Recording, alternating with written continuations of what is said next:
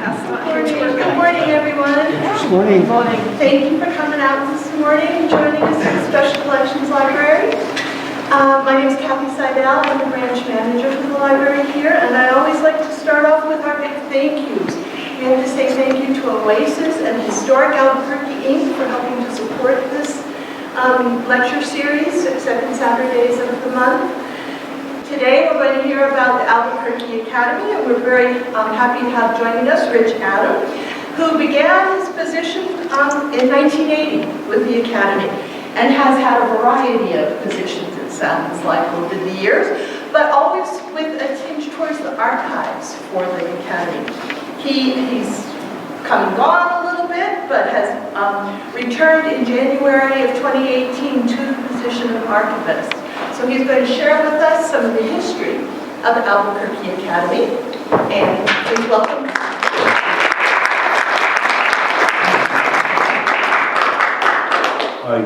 I gather I'm being amplified sufficiently? Yes. Those are affirmatives, thank you. Yes. I'm going to spend most of this time talking about the very early days of the school, because that's the part of the story that most people don't know.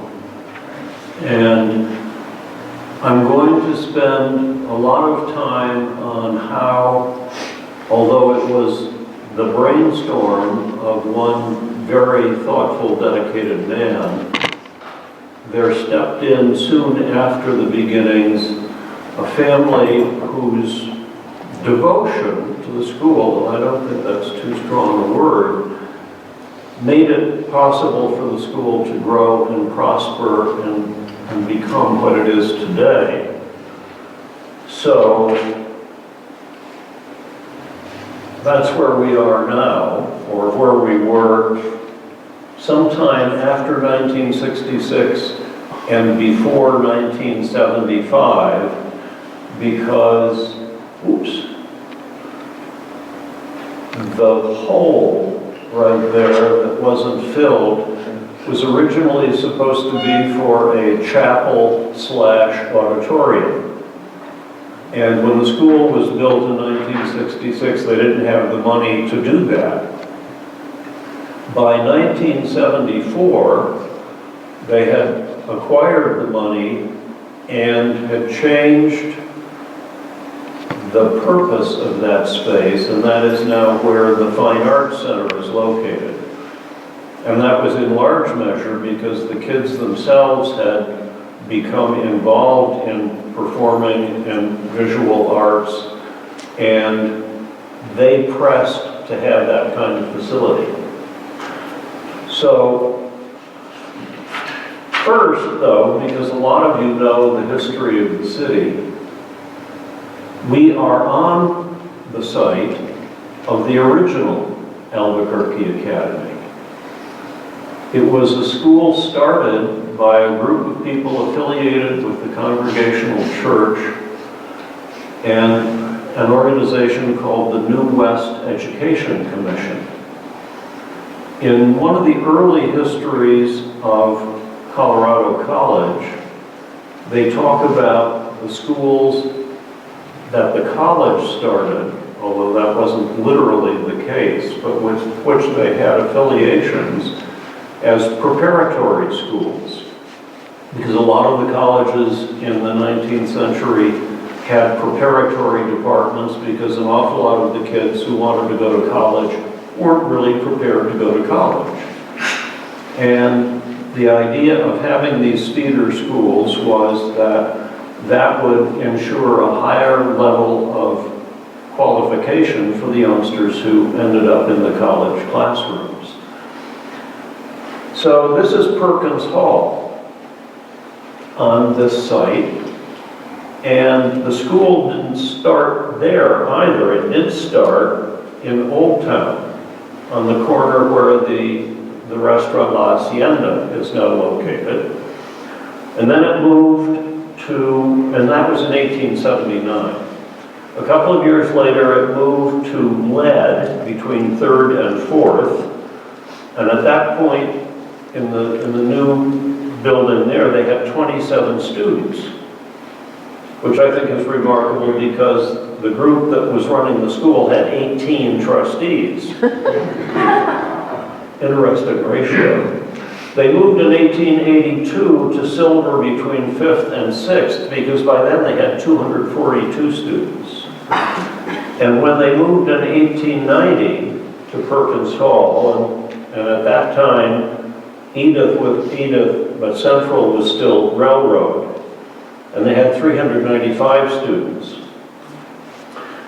But in 1891, as you may know, the territorial legislature passed a law that allowed municipalities to levy taxes for the purpose of having public schools.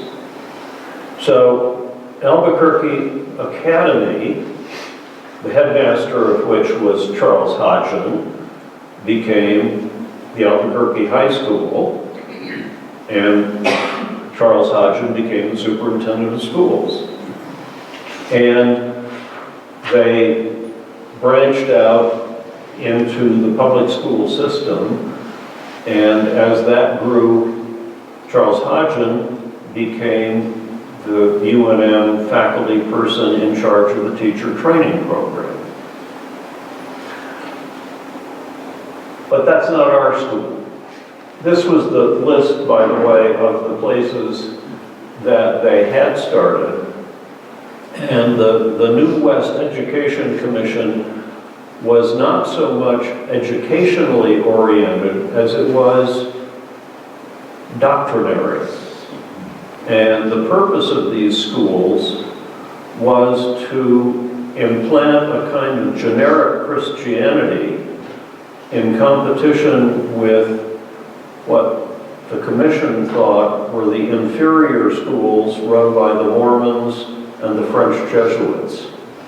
It's a fascinating story, and this book is an interesting testimony to what they were all about. But anyway, back to us. This is where we started in June of 1955.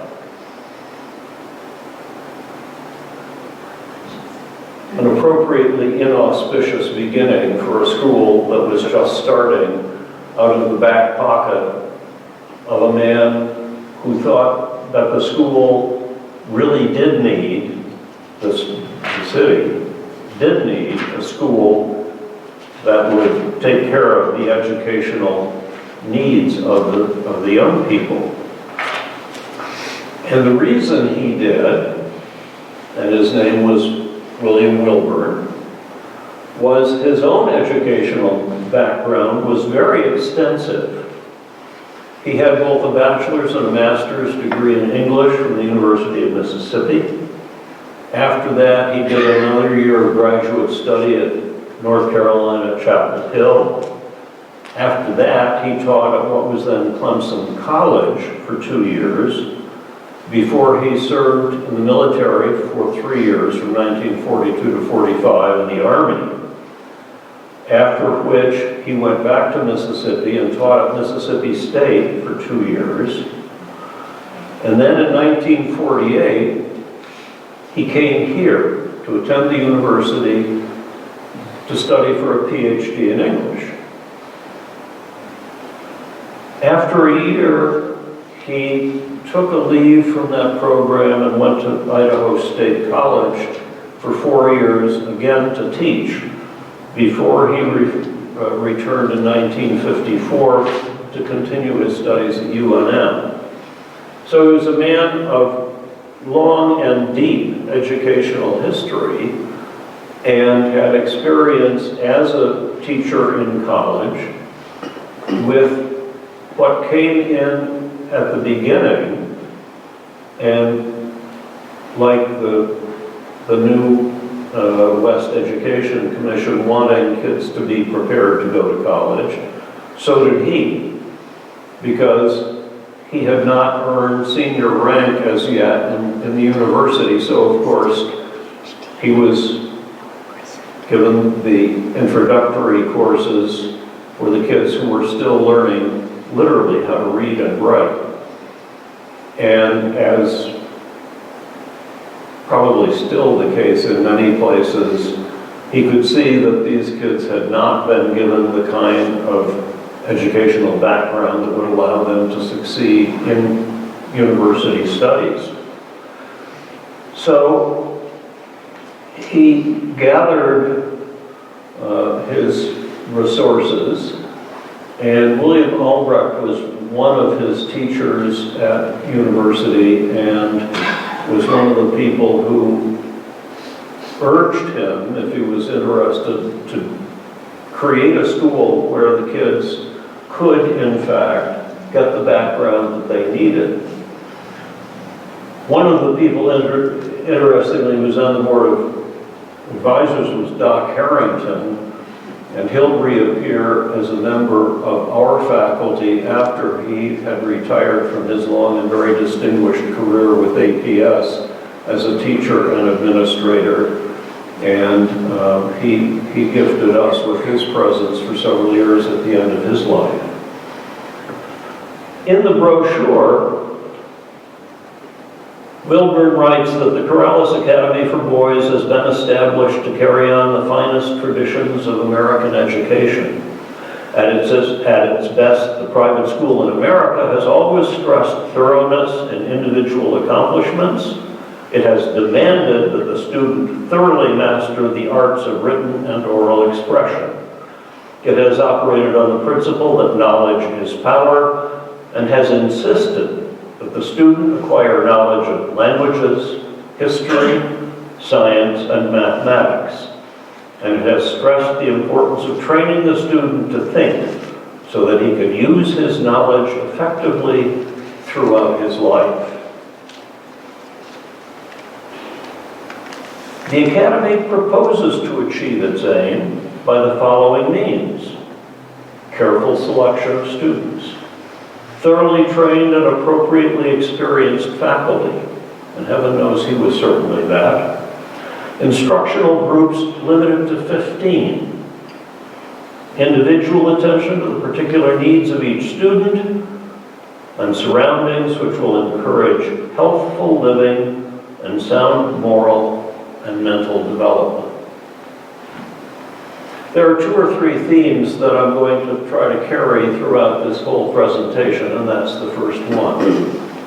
The idea of what we would now refer to as a basic sound liberal arts education was at the center of what he thought schools should be for kids, young people, who wanted to go on with higher education. One of the other themes that will come up is that he wanted any student who was qualified and motivated to be able to avail herself of this educational opportunity. Unfortunately, the house in Corrales fell through. The legal documents about the founding are no longer available, and so we haven't been able to research this. And when I checked with the Corrales archivist, she could think of a couple of places that he might have been thinking of renting, because they had a swimming pool and a tennis court, but she wasn't sure, so we don't know.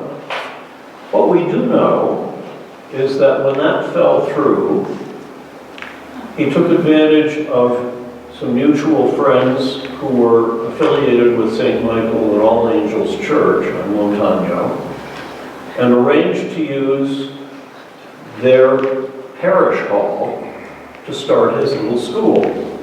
And the deal was he would pay them a modest level of rent.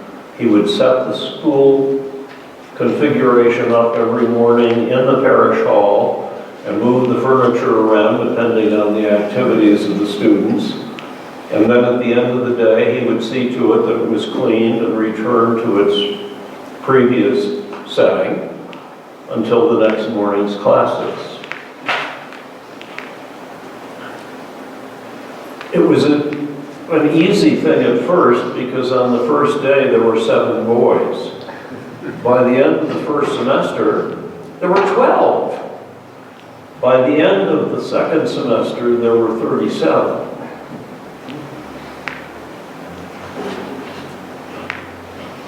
One of them was a 7th grader named Albert Sims. He was the son of a doctor named Albert Sims, who was the nephew of a businessman named Albert Sims. But it was Albert III who started all this, because his mother's father, late in life and in not great health, had offered to take Albert and his sister and their mother on a trip to Europe. And that was going to be his gift to the kids. So off they went, and it happened that the trip took place in September, so that when they got back, he wasn't sure, and the folks at Jefferson Junior High School weren't sure, if he'd be able to make up all that work that quickly. So his mother, who knew about this new school, took him down to St. Michael's, and he was quite apprehensive about this. He was looking forward to being with his friends in junior high, and so he wasn't sure this was such a great idea.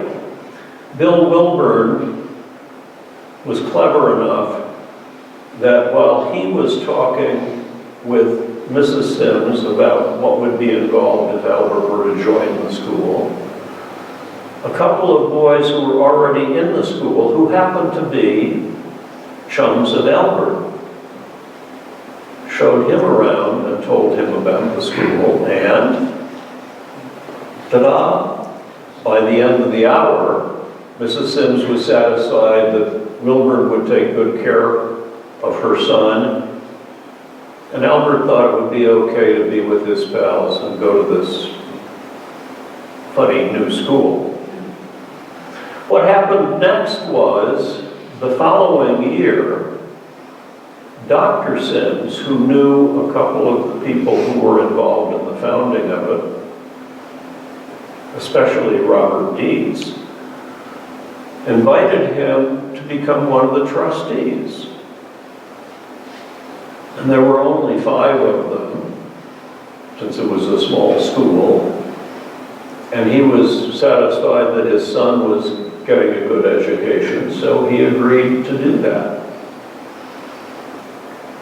And Dr. Sims was the linchpin in this very long and lovely relationship between the Sims family and our school, because Albert and his uncle, for whom he was named, were very close. And Uncle Albert had an interesting educational background himself, not at all like Wilburn's, but he and Wilburn shared some really critical, basic views about what education should be. And he agreed with what Wilburn had put in this little brochure. So, here he is. And he's the other person in this saga whose role was for 25 years critical to the success of our school. He was a native of Albuquerque. He had gone to the Fountain Valley School in Colorado Springs, so he knew about independent school education. He came back to do his undergraduate work at the University of New Mexico, then went to New York City to the Columbia Physicians and Surgeons School of Medicine. And then after he practiced general medicine, went back for a 4-year residency in general surgery and returned to the community where he practiced general surgery for the rest of his adult life. The second year, however, at St. Michael's, something like 55 kids showed up. And the vestry of St. Michael's was kind of overwhelmed by this idea and suggested that, well, if the school was going to be that successful, they were happy to have been a part of it, and we wish you well, Mr. Wilburn, wherever you're going to go next year, because you're going somewhere else next year. Mr. Wilburn stopped by Dr. Sims' home on a Sunday afternoon to discuss this with him. And Dr. Sims' mother, and Schluter Sims, listened very interested to this problem. And after Wilbur left, she and her son and daughter-in-law talked about this, and it was, I think, Barbara's young Sims, Dr. Sims' wife, who said, I wonder if this is something that Uncle Albert would be willing to help with. And they were very, very careful not to impose on Uncle Albert because he was wealthy and a lot of people knew he was wealthy, so a lot of people were inclined to ask him favors or to help them in some enterprise or other. And Dr. Sims' mother, Miss Annie, said, I'll talk to Uncle Albert. And she did. And he thought it was a great idea. And he said, I own a piece of property over on Osuna at the end of Edith. And I'll give that to the school. It's about 27 acres, so it's plenty big enough for a school. And I'll help you get a building going. I'll loan you some bonds that I have that you can use as collateral to build the school. And so we did. And that was the first site of the school. And this is Wilburn gratefully recalling when Uncle Albert took him out to see that property and said that his enterprise was deserving of support, and this is the support he was going to give. And you can see from his letter that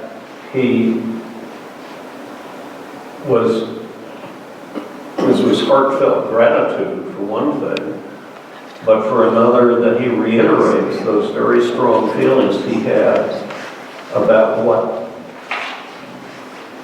the school should be. And this was the first building, and you can see that it was a very bare bones structure, and like the parish hall at St. Michael's, easily converted from a study hall to, at lunchtime, the dining room, or later to a meeting space. And at the very end of the room, under the seal, you can see what looks like a bookcase and a counter. It's the bookstore. And we'll come back to the bookstore because it has an interesting role in the school. But this is Albert Sims' response to Bill Wilburn's letter of gratitude.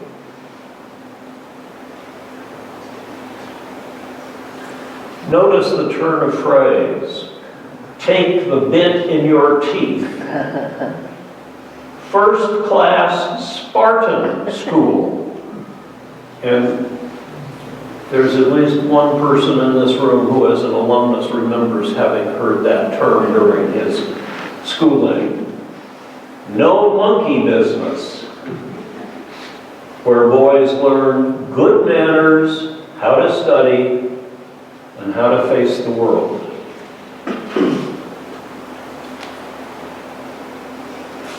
This is that same bookstore. The boys ran it because they couldn't afford to hire somebody else to do it. And they were sometimes so caught up in what they were doing that they didn't keep meticulously careful records.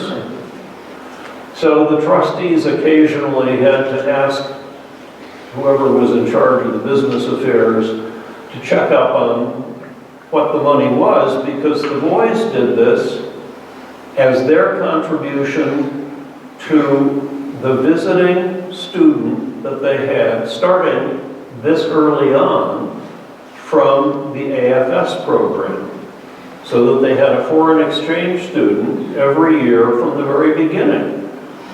And what the school had to provide was $600, which would cover the transportation costs for the foreign student, both over and back and during his stay here. The other thing that I think is really cool is they made the money by selling paperbacks of literature that they wouldn't ordinarily read in class. So they were killing two birds with one stone. They were raising money, and they were developing good outside reading habits.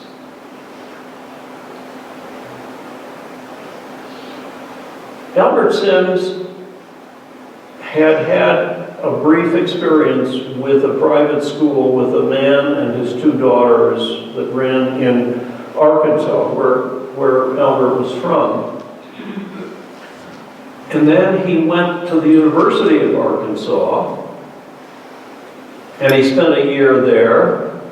And in a letter that he wrote to one of the consultants that we had for the school in its early days, with whom Mr. Sims became quite friendly, but the problem was that he spent most of the year going to dances.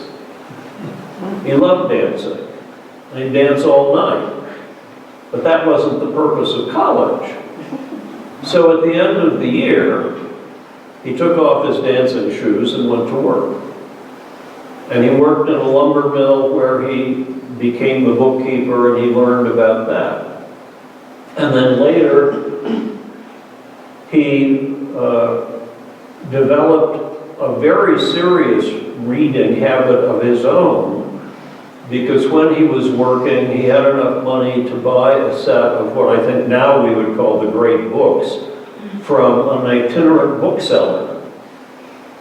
And he treasured those books his whole life. And later wrote to this consultant. And this was quite late in his life, and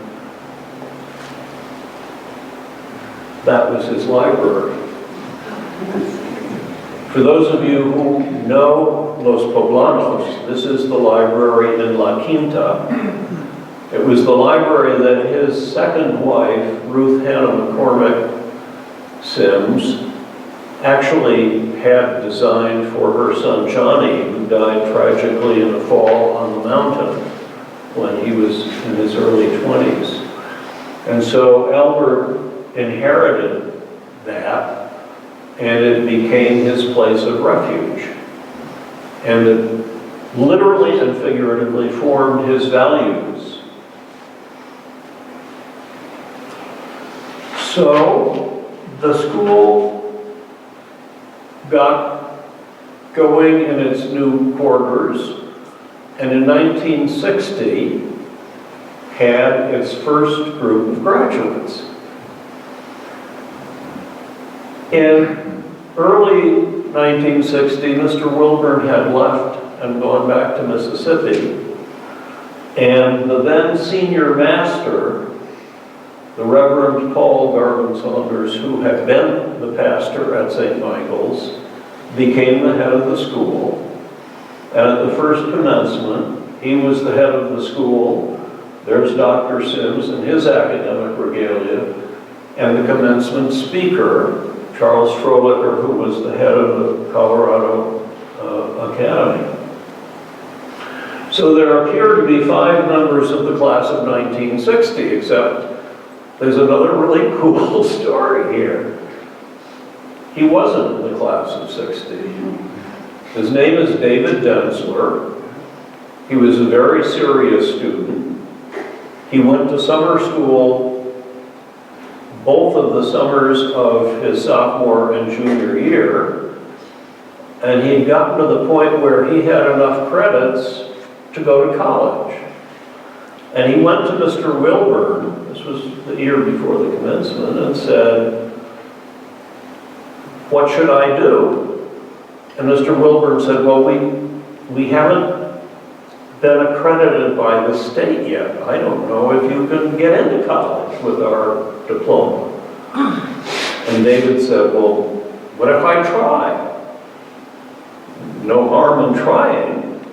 So David applied to UNM and Purdue and Stanford. And he got into all 3. And for mainly financial reasons, stayed home and went to UNM and went to the engineering school and did fine. Got to be the end of his freshman year, and his mother heard that they were going to have this commencement at Albuquerque Academy for boys. And she said, "Well, you want to go?" And he said, "Mom, I've got exams." "I want you to go." She wanted to see him graduate. So there's David, who actually technically is the entire class of 1959. So this is Paul Saunders, who then ran the school for the next 5 years, and who had been teaching history, which was his undergraduate major before he went to divinity school at the University of Chicago. A couple of the alums who I know who were at the school when he was teaching said he was a very gifted teacher. He was a gentle and sweet and kindly man, and they loved being in class with him. But don't let the gentle, sweet, and kindly fool you, because he could, with a piece of chalk, get your attention if your attention flagged. And he was so good that the chalk never hit you. It just came close.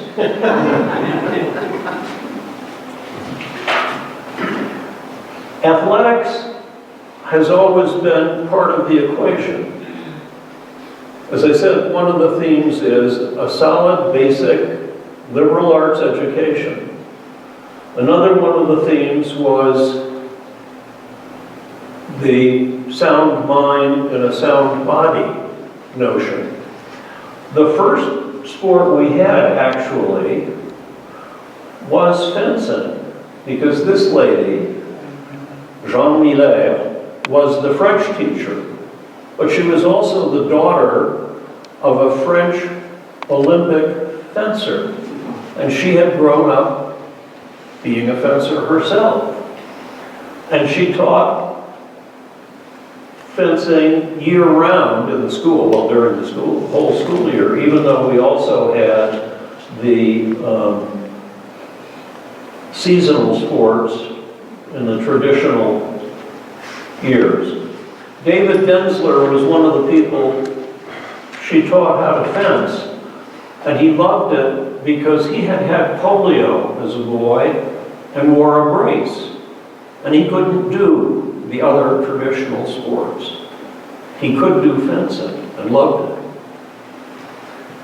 it. And this is what the school looked like by 1965. The original building, and then the gymnasium, and these were science labs, and then this was the last classroom building that they built, and obviously this whole lovely football field I don't think I have the pictures, but there's a couple of pictures of the football team out on the field and cheerleaders, young ladies in cheerleader uniforms, who clearly were not part of the school since it was a boys' school, but they were sisters and girlfriends and cousins who were recruited to do this for the boys. Could you identify the streets so we can sort of get oriented? I'm not sure I can do that. I think that is Edith. And that, Osuna, I think. That's, yeah. I'm sorry? I think it's Osuna. Osuna. I think it's Osuna. That it's what? Osuna. That's Osuna? Yeah. Okay. Edith would be, So this would be the north end of campus? that would be my guess, yes.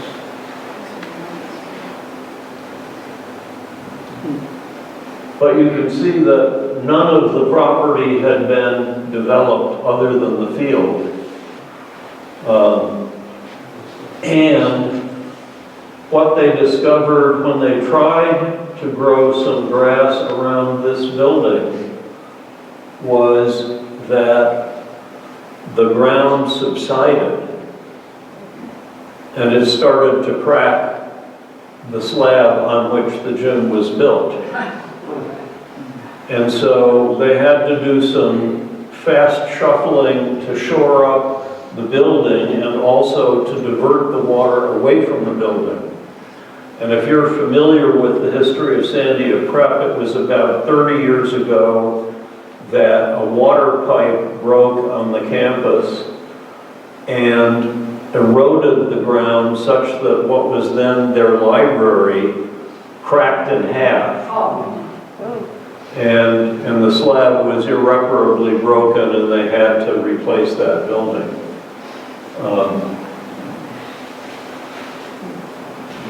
There are a couple of things that come up here though. Because of the athletics, there had to be uniforms. And we did sort of make do for a while, but in 1964, the equipment manager at the university was thoughtful enough to ask the Nanal School, which was much better established at that point than we were, and had a history of athletics, but was still a pretty impecunious institution, and offered them used equipment that the college students were no longer going to need. And when they took that, they in turn, being very generous, offered us their old football uniforms. The result of which is our school colors are also red and black. And we have that to thank our friends at Nanal. The other thing that happened in that time was the Letterman's Club designed this seal to go on the pennant. Well, you can see that the center of it is the A, and underneath it is the fire of knowledge. And then underneath that is the laurel wreath for victory on the field. And at the top, the helmet and the coxcombs of a knight's helmet, because the boys wanted to be the Black Knights, just like West Point, I think. It would have made sense. Except after the first game that they played and beat St. Pius, a sports writer at the Tribune called and wanted to know how he should list the team. You know, what's the mascot? What do you call these people? And whoever was on the other end of the phone didn't know. And all that person knew was that the yearbook was called The Charger. So, our school colors are red and black because of Manal, and we're called The Charger because of a misprint in the Albuquerque Tribune. So much for distinguished traditions, right? So, here we are. This is a new football uniform, and that is the blazer that was available at a store on First Street for $18.95. If you were a regular size, if you needed a little bit bigger, it was $22.95, and the little seal was extra that you could sew on. This is who we are today.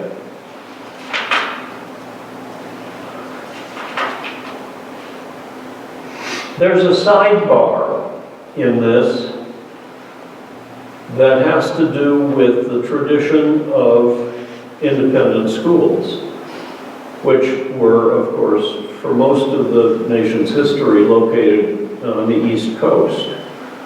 One of the most distinguished of which was the Phillips Exeter Academy in Exeter, New Hampshire, which was founded in 1781, a good deal earlier than we were.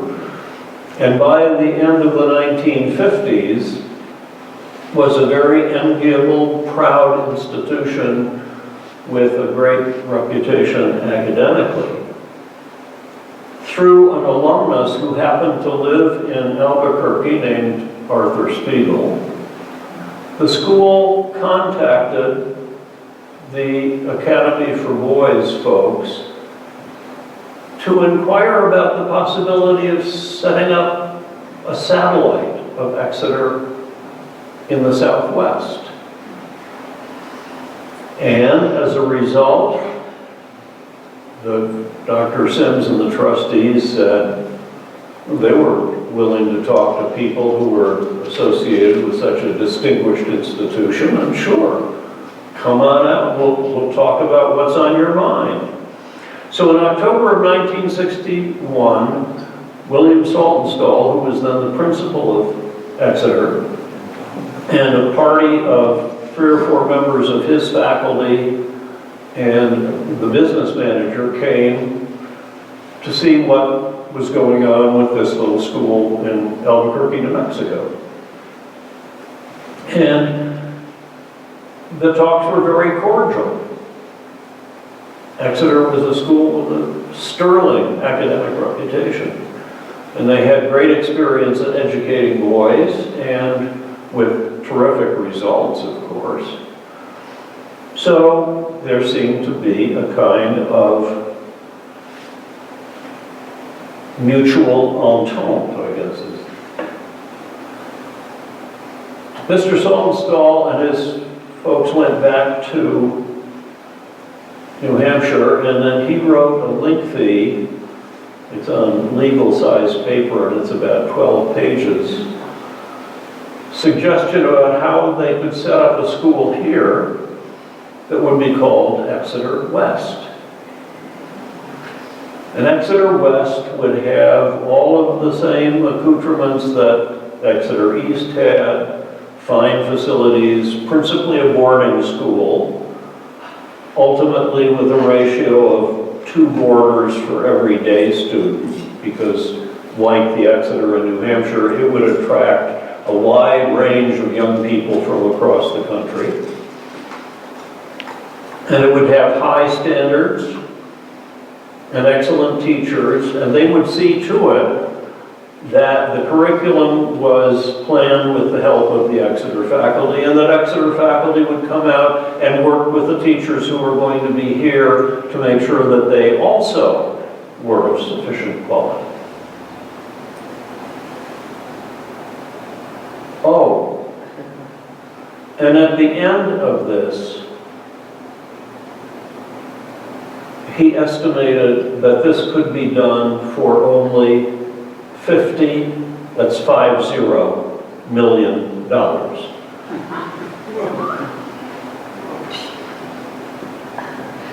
somebody asked Dr. Sims what he thought about that possibility, and he said, jocularly, just to keep this light and not threatening, I don't know if there's $50 million in all of New Mexico.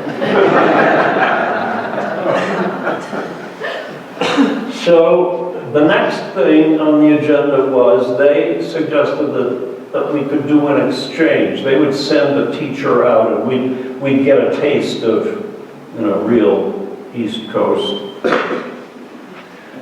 And they were going to send the French teacher out, which I think is hysterical because that's what I was when I came here, and I didn't get an offer like this. And the deal was, and this was in 1962, okay, think back to 1962 dollars. We were going to get the benefit of this French teacher for a year if we paid him $20,000, if we provided him with a living space and an automobile. $20,000. So that was off the table. It simply couldn't be done. But at that point, coincidentally, probably, but not necessarily so, Albert Sims said to the Board of Trustees of the Academy for Boys, you've got only 5 trustees, and if you don't get more trustees, you won't have enough people to do committees, to do the kind of work that trustees are supposed to do. The Finance Committee, the Trustee Committee, the Education Committee, and so on and so forth. So it's just a suggestion, but you might think of having 11 trustees. Oh, and I think you're doing a wonderful job, and I'd like to give you $1 million to conduct your work. Thank you, Uncle Albert.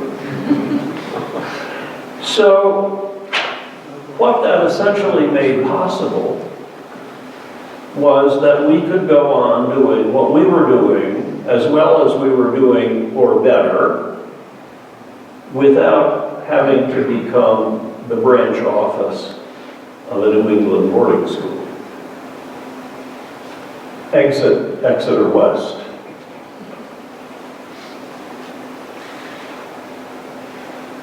Also during this time, the trustees were concerned because they knew that they were getting this gift that would allow them to branch out in the school in ways that they could never have thought possible before. And they certainly appreciated Paul Saunders' work with the school. He was a good, virtuous, serious, thoughtful, caring man. But he didn't have the background in this kind of school that they thought would be useful. And they had hired not only the Edward Ames, whose name you saw earlier, but at this point had also contacted a man named Lawrence Springer, who was from the West Coast, was closer, but both of them very experienced former headmasters who knew a lot about independent education. And they thought that they should see what they could do for Mr. Saunders' successor. And what happened was that the consultants identified some people who were either young but very promising, didn't have a lot of experience, but looked like they could end up being really powerful headmasters, or somebody who was already a headmaster who was willing to come here and help make this school into something bigger and better. And they heard about a guy named Ashby Harper who had been involved in education in South America in 2 schools, and then was the principal, was the headmaster of the St. Louis Country Day School, and at this point had been tapped by one of his college friends, whose name was Sergeant Shriver, to go and run the Peace Corps operation in Guatemala.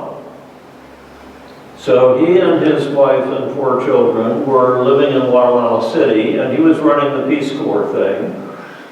And he said, well, that sounds interesting. So he talked to them, and the long and the short of it is that twice over the next 3 years, they offered him the job, and twice he declined so he could stay with his work in Central America. But then, in the meantime, they had offered the job to a man from the Pembroke School in Kansas, who had accepted it and then asked to be released from the contract. And so they tried a 3rd time, and the 3rd time took. This is a picture of Mr. Harper, actually near the end of his time here. It was 1984. But as you can see, he's physically fit, looks charming, looks like a leader, all of the above. His credentials were as impressive as William Wilbur's had been. He was a graduate of Princeton with honors in French and Spanish. He had spent another year there afterward as the assistant director of athletics before he went to teach at the Mount Herman School. From 1941 to 45, he served the country in the United States Navy, first as an anti-submarine patrol duty officer, and later as a carrier-based fighter pilot. He went back to Princeton in 1945 and did 2 years of graduate study in international relations, history, and Latin American affairs, and also helped coach football and swimming. He then went to Quito, Ecuador, where he was the director of the Colegio Americano, and for 4 years, and then for 2 more years after that in Quito, Peru, the headmaster of the American Community School. And it was after that that he had his 9 years of service at St. Louis Country Day, a very highly regarded school in the Midwest. So in 1963, they offered him the job for the following year, and he became the 3rd headmaster of Albuquerque Academy. At that point, the school had not only acquired that money from Uncle Albert, but he promised that he would give them additional money and stock so that they could build a new school. And the new school was on the present campus.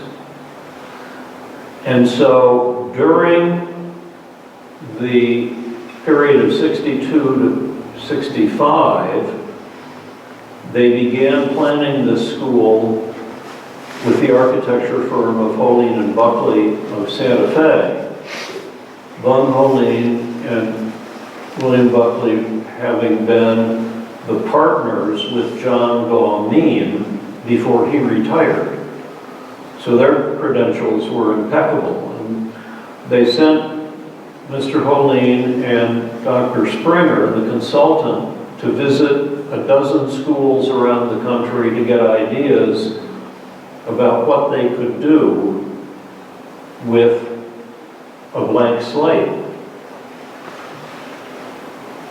And this is what is now the administration building on the east end of the Academy campus. And this is during the spring before the construction was ended, the space that I pointed out on the aerial view where the chapel was supposed to be turned out, I think, fortunately for the school, they didn't have enough money to build that. But they did have enough money to build the rest of it, so that then, 10 years later, we were able to build the wonderful fine arts center that we now have. But the money was tight. Mr. Sims had given us money and stock that allowed us to pay out of pocket the first $2.5 million for the school. But the cost was $4.5 million. So the bank gave us a mortgage because we were going to get, at that point, he had set up the first trust with the Albuquerque National Bank, so that the tract of land between what is now Tramway and I-25, ending down at Journal Center, was the end of the property that was in the trust. And that could be sold with the understanding that half of the money would go directly to the school for operations. The other half would be kept in trust as an endowment for the benefit of the school. And that trust is still in effect. So we didn't have a lot of money in hand. So when it came time to make the first run to the buildings that were done in August, and then go back in November and finish the move to the new campus, the figure that Ashby Harper quoted in the newsletter that went to the families that summer was that they had rented 2 Avis trucks for $90. The rest of the move was faculty, staff, students, friends who volunteered. And that's how we moved to the new campus.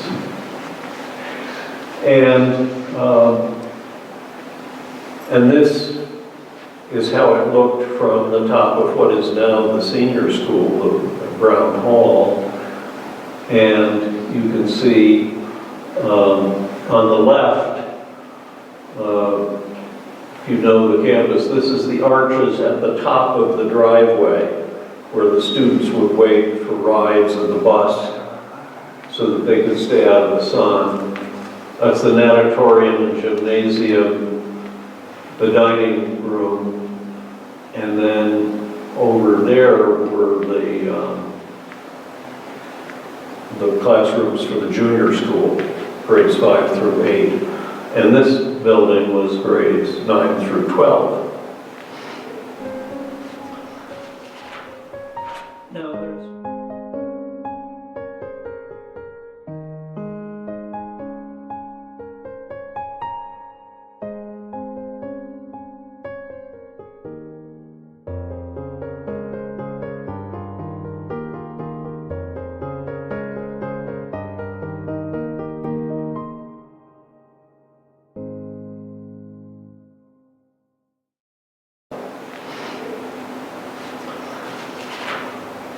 Now there's another sidebar, of course, which is, this is the late 60s, early 70s we're talking about. And countrywide, schools and colleges that had previously been single-sex decided it might be better to be coeducational. It was the talk of a lot of people in education. And the topic had certainly come up already with the trustees of Albuquerque Academy, which is the name, by the way, that was adopted in 1964 by the trustees. That part of the reason was a certain discomfort that the students had, the older students especially, with being in a school that was called the Academy for Boys. So we got rid of the boys, everybody became a man, and it was Albuquerque Academy. But part of what was on the original site plan for the for the new school campus up on Wyoming included a site for elementary school students, so that the school could be K through 12, which was very common model for day schools in the middle of the 20th century. One of the models for that, though, was that you would have an elementary school, K through 4, say, that was boys and girls because little kids can get along and there's fun. It's only when they get into middle school that you begin having trouble. So that's when you segregate them. And then there's a girls' school here and a boys' school there, and except for an occasional Saturday night dance to try to keep them apart. But in 1971, there was a picture in the Tribune of a young girl, a 10-year-old girl, who was looking at the summer school catalog with a member of the faculty, because she had been admitted and was going to be the first girl to be in the Albuquerque Academy summer camp. So to that degree, we were already coeducational. But it wasn't that easy. And it was another 2 years before the trustees decided that, yes, there was a place for girls in this school. And it would start in 2 years, and in 1973, 10 girls joined the sophomore class. And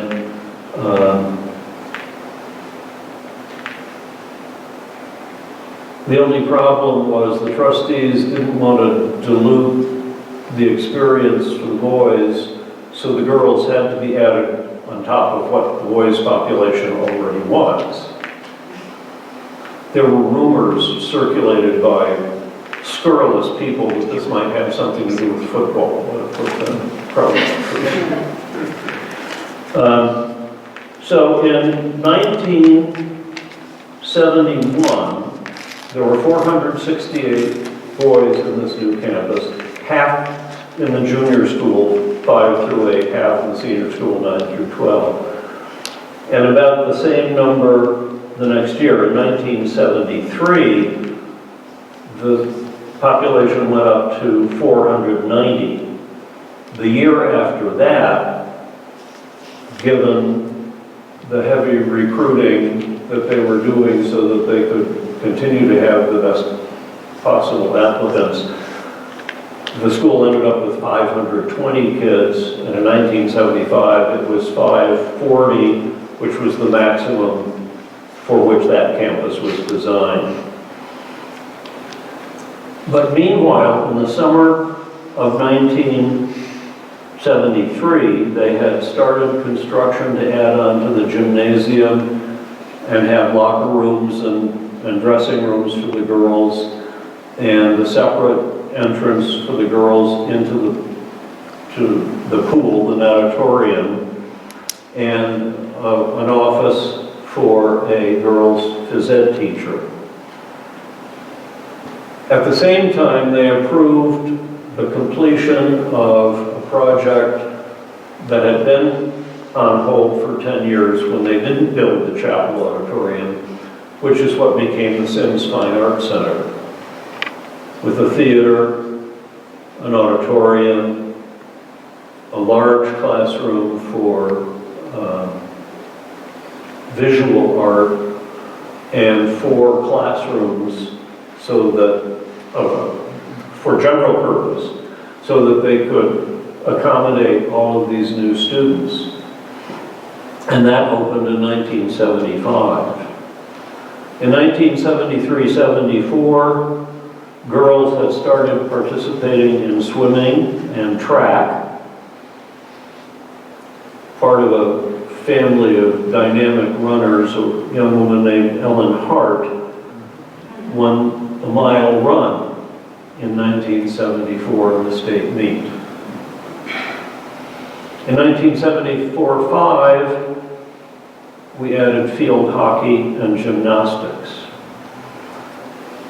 In 1976, we added girls in the 9th grade for the first time, but none in the middle school. So while all of this is going on with the new buildings, we're also changing the dynamic. This is the dining hall with the original Spanish-style furniture, and a biology teacher named Roland Burtz, and some of his young charges. He was in the middle school science department, but this was all part of the new setup. So as the city grew, we did too, and there were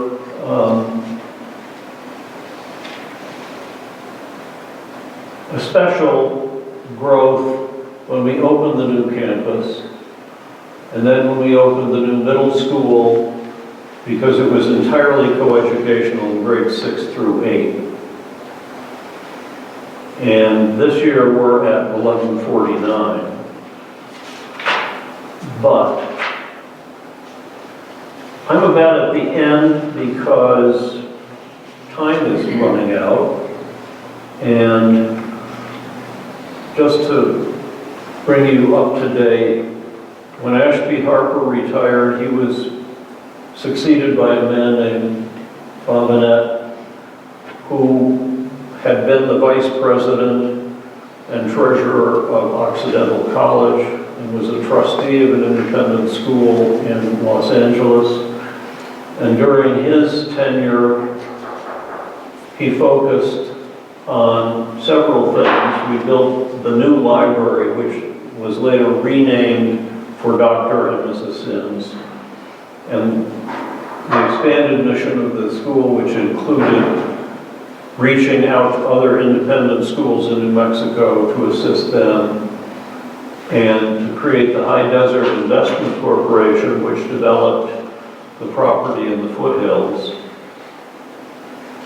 He was succeeded by a man named Tim McIntyre, who was there for only 2.5 years, and was succeeded by an interim, Donald Smith, who was a faculty member, and then Andy Watson came in 2000, and he has done some important things educationally in expanding the World Languages program. So now, in addition to Spanish, French, and German, which we have always had, and Spanish, by the way, has always been required of the youngest students of the school as part of our commitment to where we are, but now also includes Mandarin Chinese, Japanese, and Arabic.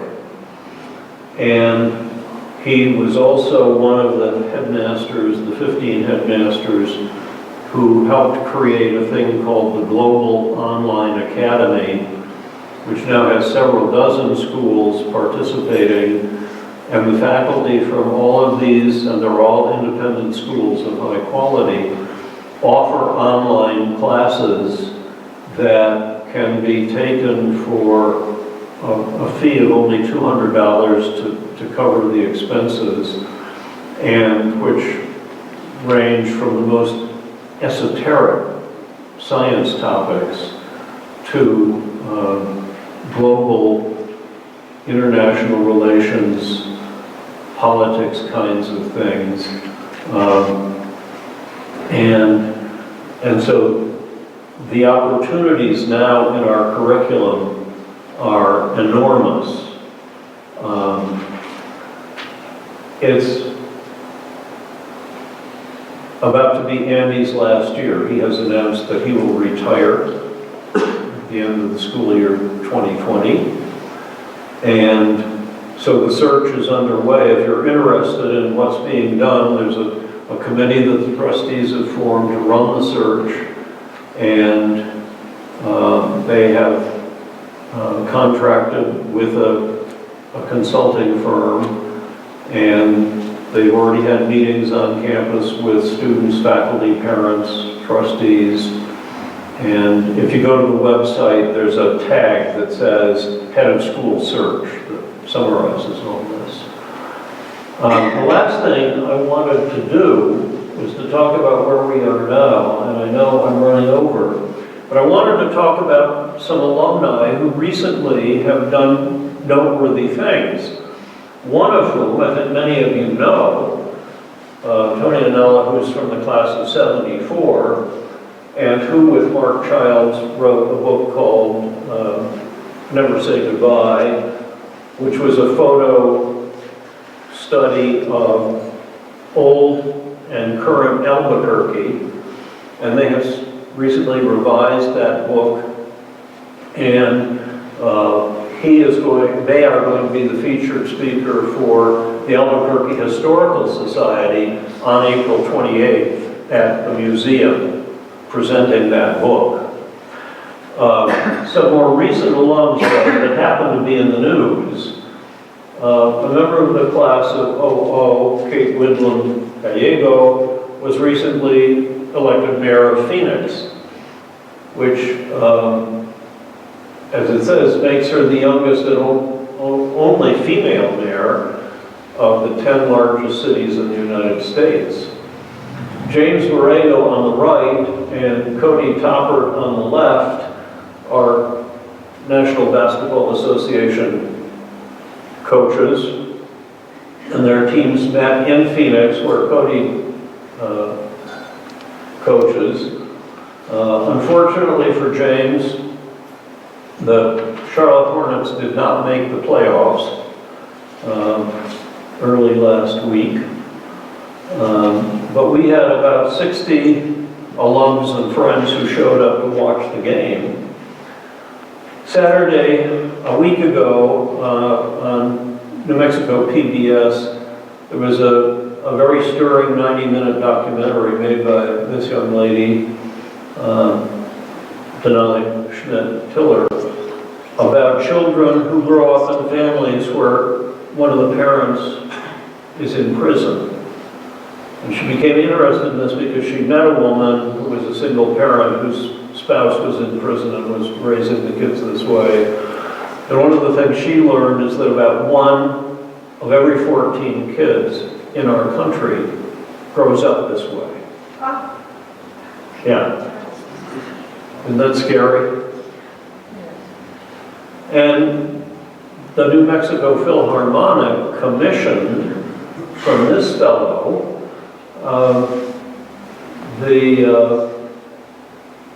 his first symphony, and they played it in February.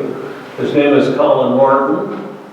His list of compositions is very long and distinguished, and this is by way of saying that I'm very proud of what the school has been able to do, and it's folks like these who are our best add. Dr. Sims came back to address some of the former trustees several years ago. And the message is the same. And it's how we want to be in the future. A sound mind and a sound body. Vigorous outreach so that we can cast the widest net for the best applicants to help us with this and benefit from it, and so that their adult lives will be useful and productive, and that they will be compassionate citizens and friends. And I think that's more than enough. You've been very patient. Thank you.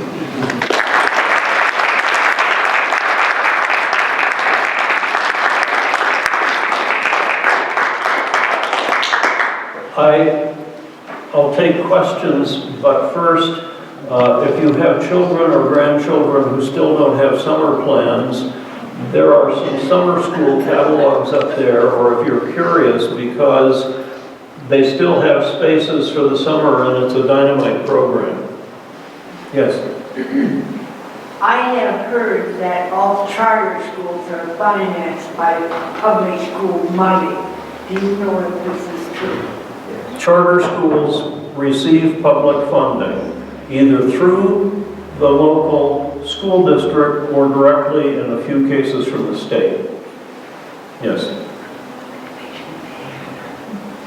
Yes, sir. Uncle Albert, you said was a businessman in Albuquerque. What were the businesses that he was involved in that created this fortune? He started with ranching in the valley and a dairy herd that he bought from the German farmer who had started the farm, which became Los Poblanos. And as a result of having the dairy herd, he was instrumental in creating a collective of dairy farmers because he had the pasteurizing equipment and they could bring the milk to him, and that is what became Creedland Dairy. And then he got into real estate, and he also, as part of that, in 1954 built the Sims building, which is on Golden 4th, still there, and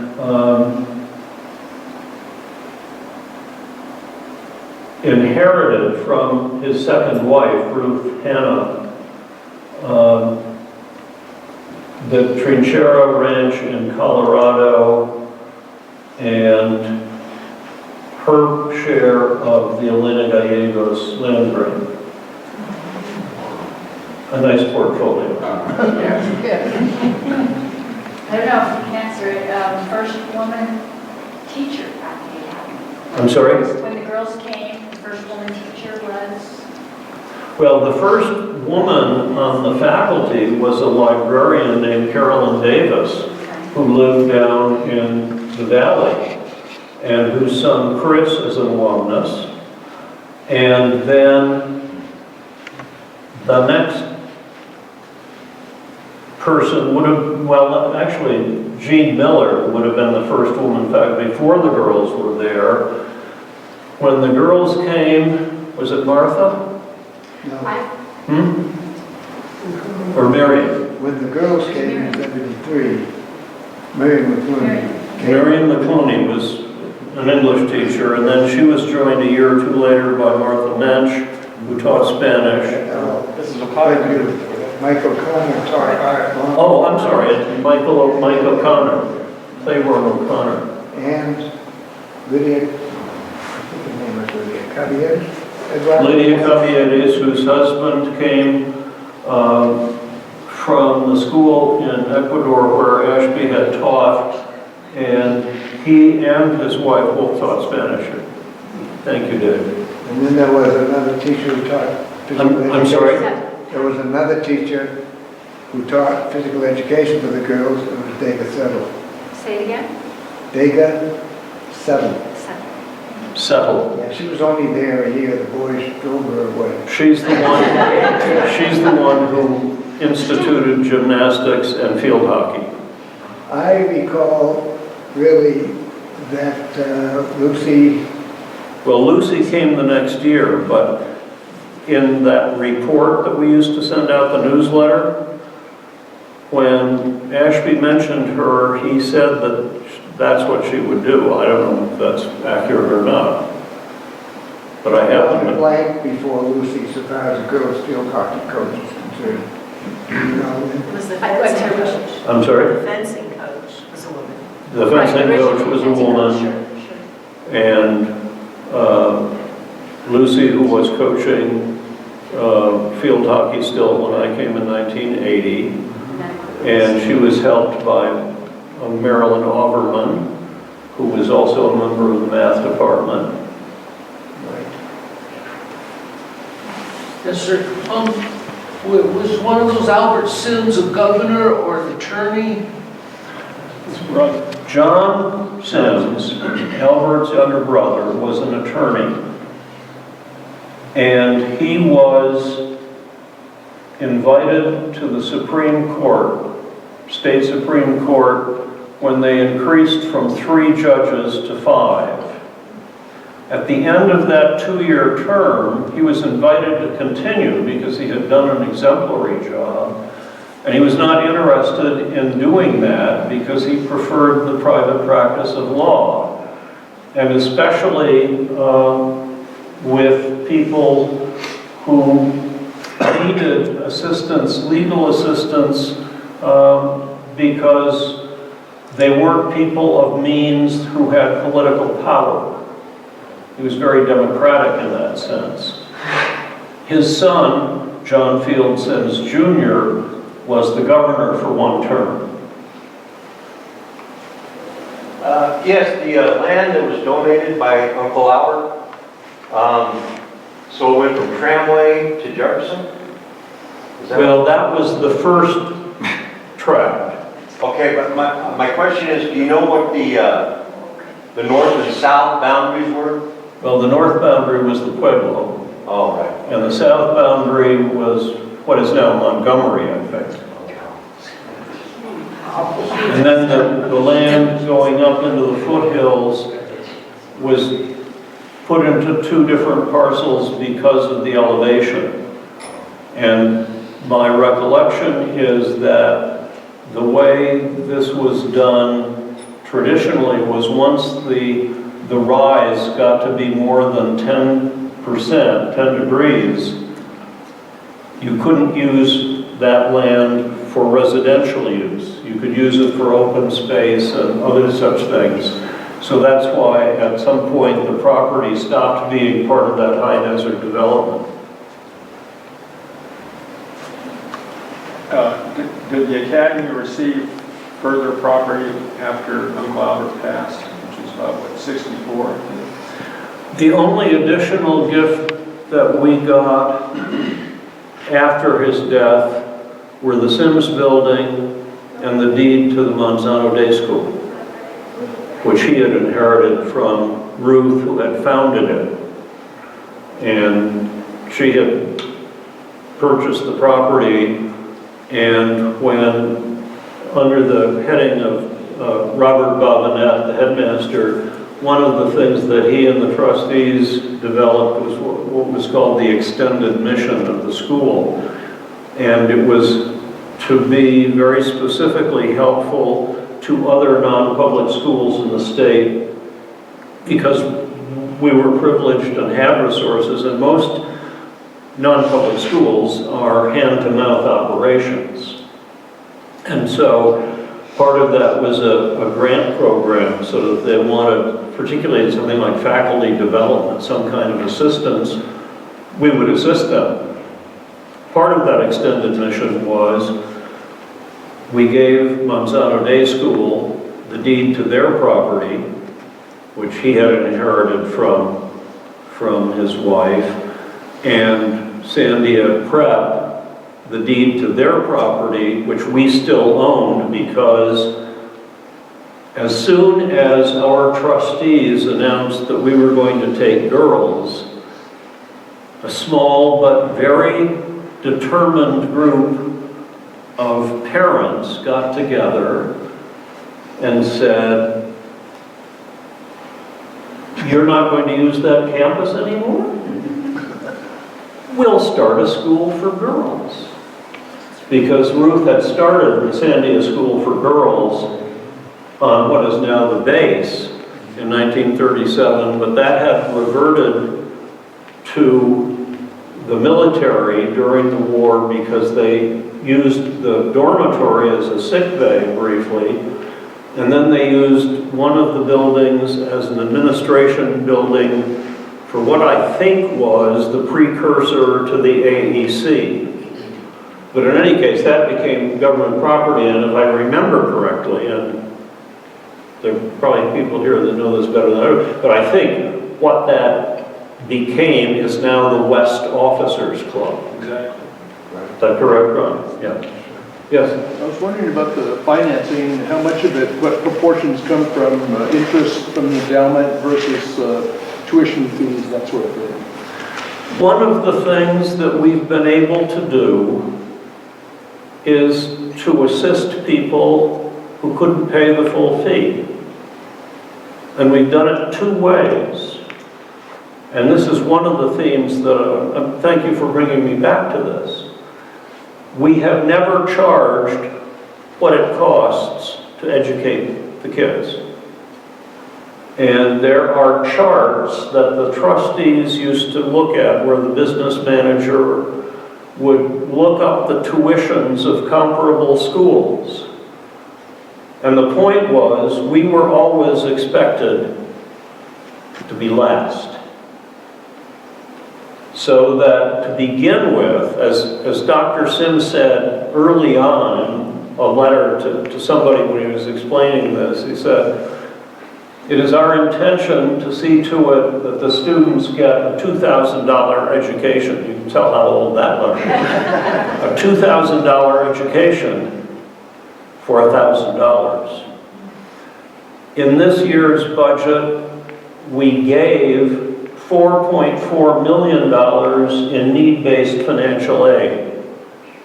That is, families who filled out some very specific, it's a national program that's standardized about their assets and their ability to pay, and on that basis, we awarded $4.5 million worth of aid. That does not include the differential between what everybody pays and what they get, and that amounts to an additional $5 million this year. Now, because of the recession, we're not in a position that we were 15 years ago, unfortunately. But for several years, we had the privilege of being able to say, you apply, if you're accepted, you will be able to come, period. We still don't take financial need into account when we make the admission decisions. The admission committees don't know who's going to apply for aid. Unfortunately, after we have made the admission decisions and then the financial aid director reviews those, we can't say to every single one of those families, you're okay.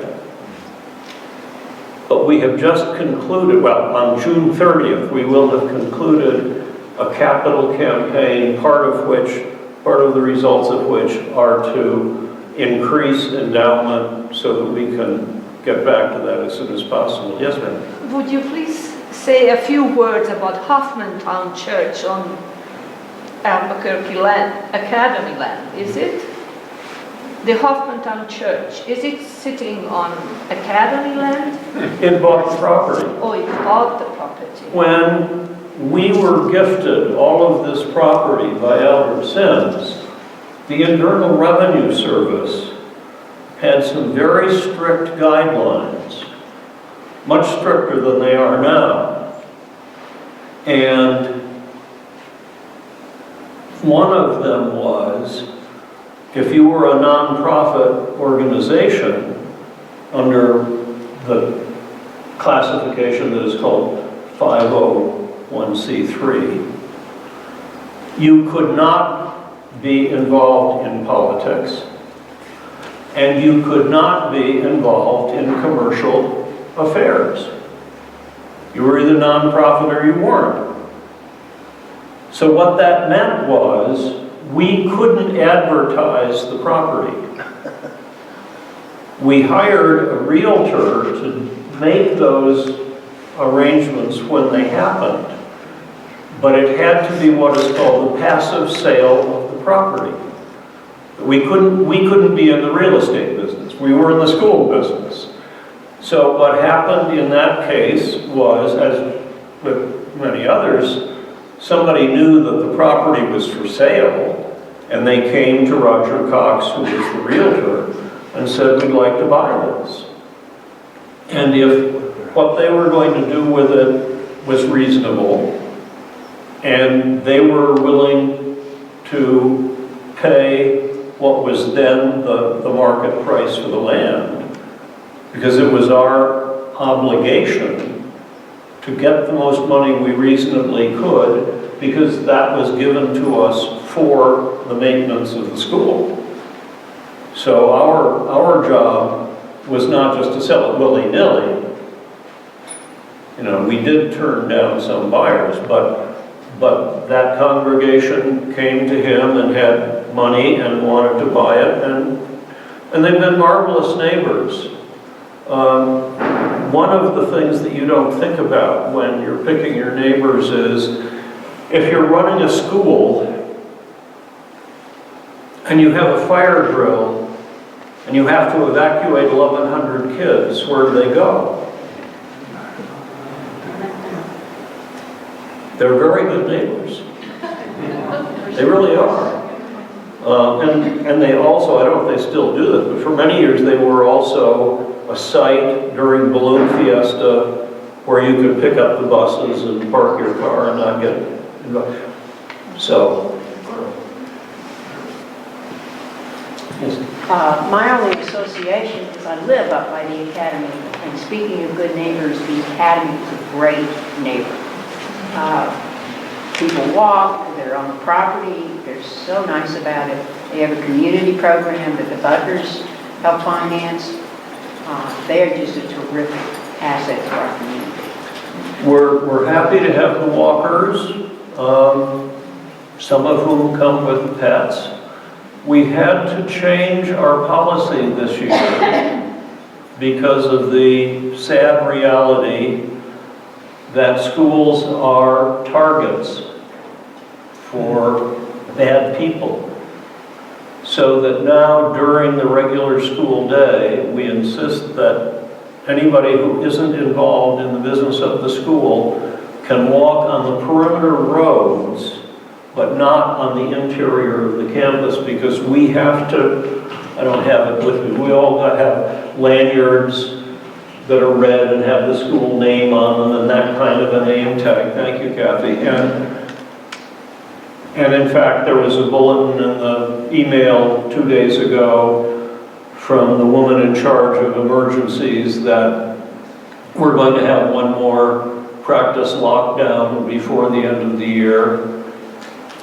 And when that happens, 14 members of APD will be on the campus monitoring everything that happens.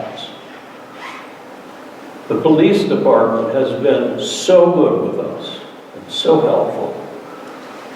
But like any other school, we're scared to death about something like that.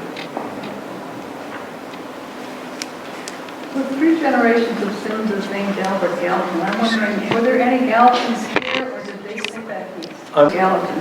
Was the Gallatin family out here also, or did they stay back east? They were from Arkansas, as far as I know. Well, the original Albert Gallatin was Thomas Jefferson's Secretary of Treasury. And he arranged like the financing for Louisiana Purchase. He was one of the founders of I don't know that. Thank you for bringing it up, and I can't answer it. It seems to me the students of the school should know that Albert Gallatin was original. Yeah, there's a Gallatin River, Montana, National Forest in Pennsylvania, County, Kentucky. He helped negotiate the end of the War of 1812.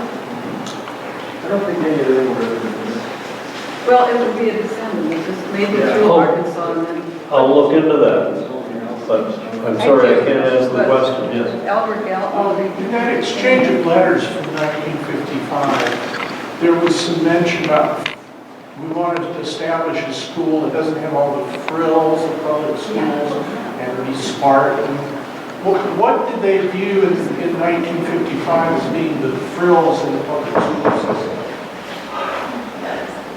I can't speak for either of them, but I would guess that it was the kind of thing, because I started my career in the public schools, that public schools came to do as a public service, like family education, driver education, things of that kind. What these guys were talking to each other about was what we used to refer to as the 3 R's. And then get done with it, go out and put on your uniform and run into each other for a couple of hours so you get tough.